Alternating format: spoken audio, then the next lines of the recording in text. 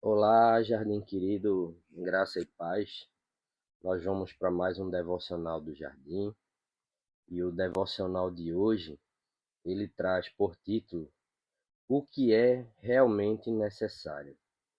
E ele está baseado na leitura do Evangelho de São Marcos, capítulo 7, versículos do 8 ao 13, que eu vou ler e que diz assim a palavra do Senhor. Vocês desprezam a lei de Deus e a substituem por sua própria tradição. Disse ainda: Vocês se esquivam com habilidade da lei de Deus para se apegar à sua própria tradição. Por exemplo, Moisés deu essa lei: honre seu pai e sua mãe, e quem insultar seu pai ou sua mãe será executado. Vocês, porém, ensinam que alguém pode dizer a seus pais: não posso ajudá-los. Jurei entregar como oferta a Deus aquilo que eu teria dado a vocês. Com isso, desobrigam as pessoas de cuidarem dos pais, anulando a palavra de Deus, a fim de transmitir sua própria tradição. E esse é apenas um exemplo entre muitos outros. É, O versículo que o devocional de hoje coloca como destaque é o versículo 8, que diz assim: Vocês desprezam a lei de Deus e a substituem por sua própria tradição. Vejam só, o devocional ele traz a história de uma jovem, né, que estava preparando uma refeição e ela cortava ali uma peça de carne. E nesse caso, ela cortava a peça de carne ao meio e colocava ela numa grande panela. Aí o marido dela, né, pergunta para ela: Por que é que você corta a carne desse jeito? E ela diz para ele o seguinte: Não, eu corto assim porque minha mãe fazia assim. E ela aprendeu ali com a sua mãe a cortar a carne daquele jeito. Mas ela termina ficando curiosa e ela pergunta à mãe por que que a mãe cortava a carne daquela forma. E a mãe responde para ela o seguinte: eu cortava desse jeito porque a gente só tinha uma panela pequena e era para caber na panela. Mas aí ela observa e vê que ela tem panelas maiores, né, que poderia colocar a carne, né, uma peça mais inteira, né, e que não tinha necessidade. E ela percebe que ela termina reproduzindo ali a tradição da mãe, até mesmo sem questionar por que é que aquele ato, né, culinário era feito daquele jeito. E o que é que isso tem a ver com o texto que a gente leu? É porque Jesus ele entra em contato ali com os fariseus, né? Ele entra em contato ali com os fariseus, mostrando que eles terminam, né, colocando a lei, a letra da lei ali, acima do próprio Deus. Por quê? Porque eles questionavam, né, quando os discípulos de Jesus ou quando o próprio Jesus ele não respeitava, né, determinados escritos ali, ou ele afrontava, não é questão de desrespeitar, né? Jesus não desrespeitou a palavra, né, de Deus. A Bíblia, inclusive, diz que ele cumpriu toda a escritura, mas ele afrontava ali os costumes, né, que eram colocados ali como regra de fé e prática ali pelos fariseus, né, que iam de encontro ao princípio do que estava nas escrituras, né? Então era tipo, eles, como o texto diz, né? Eles dizem, ele coloca o seguinte, né? Vocês, porém, ensinam que alguém pode dizer a seus pais: Não posso ajudá-los porque eu jurei entregar como oferta a Deus aquilo que eu teria dado a vocês. E eles quebram aí o princípio, né, de ajudar, né, os pais e as mães. Então, Jesus ele mostra ali a hipocrisia, né, dos fariseus, dizendo: vocês estão muito apegados a tradições que não contribuem em quase nada ou em absolutamente nada no relacionamento com Deus, porque o princípio, né, de ajudar os pais e a mãe, ele é superior ao princípio de qualquer voto que você possa fazer de entregar uma oferta, né, no altar do Senhor.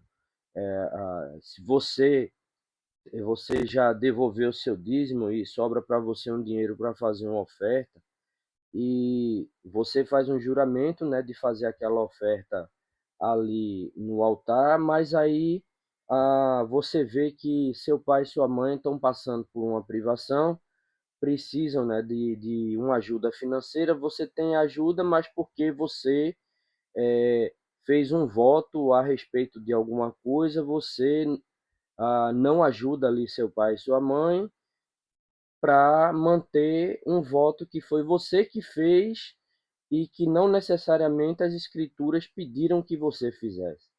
Assim mesmo é quando a gente vê em algumas igrejas, né, se atribuírem costumes, certo?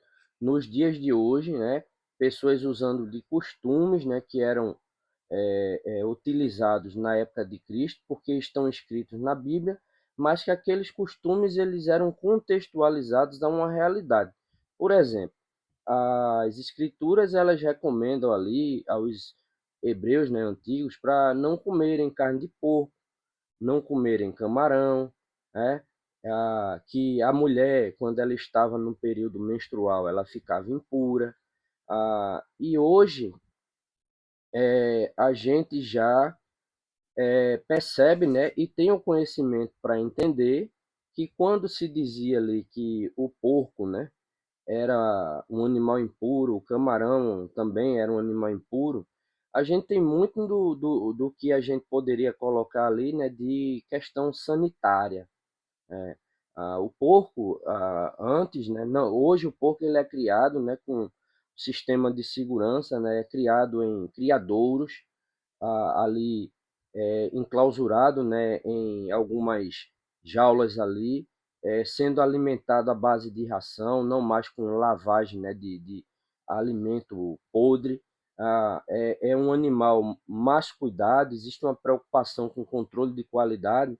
Então, hoje, a carne de porco que você come e que compra nos supermercados, né, e até mesmo alguns açougues, né, ela tem um nível de segurança muito maior para impedir que você venha a ser acometido de alguma bactéria, né, ou alguma doença em decorrência da questão da ingestão dessa carne.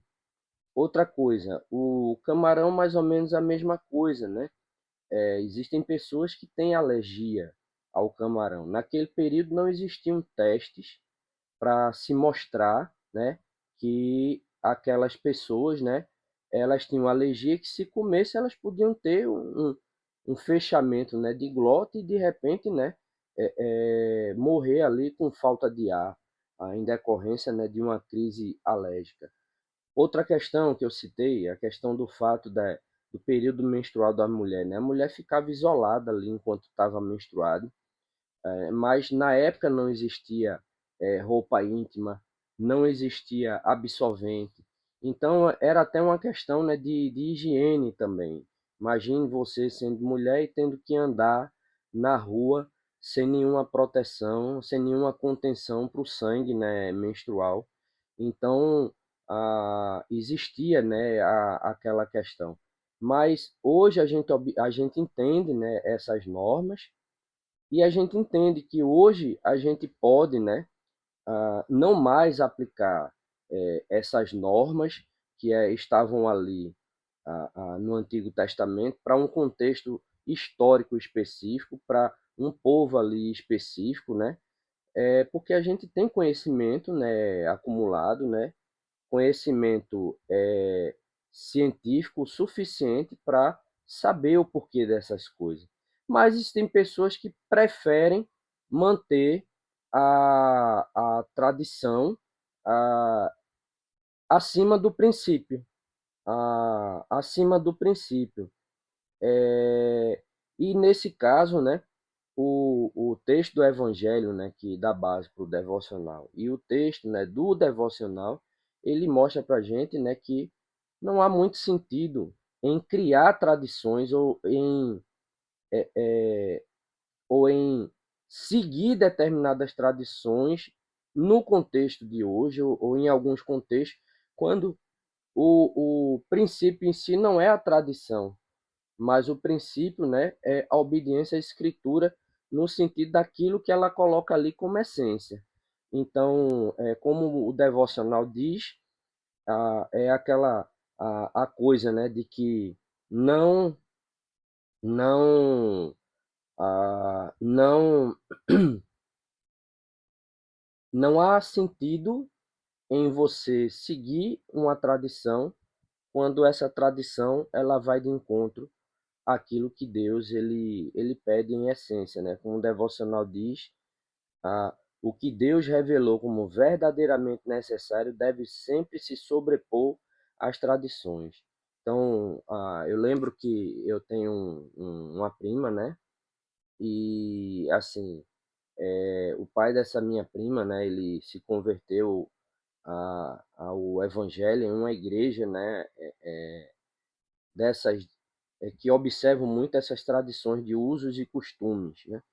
E minha prima, ela passou, eu acho que mais de 5 anos sem cortar o cabelo, porque na igreja que o pai dela frequentava, né, que por tabela colocou todo mundo para seguir, não não respeitando inclusive a vontade, né, da própria filha, né, em querer ou não seguir aquilo,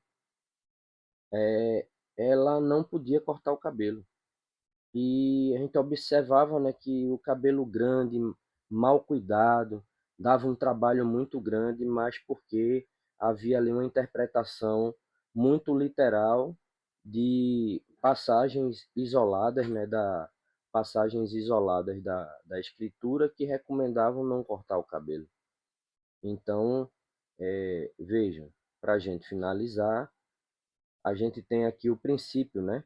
Vamos resgatar o princípio. O que Deus revelou como verdadeiramente necessário deve sempre se sobrepor às tradições.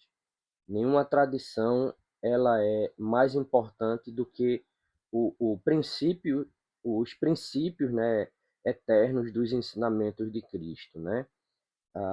Então, que a gente entenda isso e que a gente não invente aí de estar criando moda, estar criando tradição desnecessária, baseada em princípios isolados, né?